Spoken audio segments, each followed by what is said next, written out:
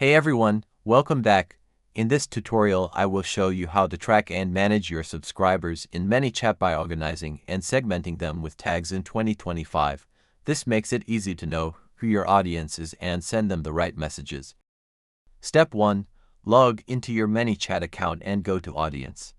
Here you will see a list of everyone who has subscribed through Messenger, Instagram, or WhatsApp. Step 2. Click on a subscriber to view their profile. From here you can add tags, see their interaction history, and check what flows they have gone through.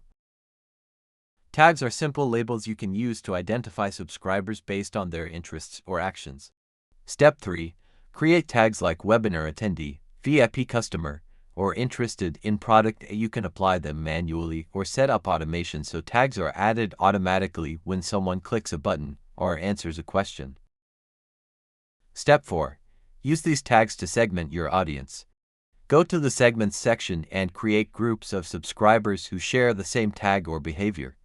This helps you send more targeted messages instead of blasting everyone with the same content. Step 5.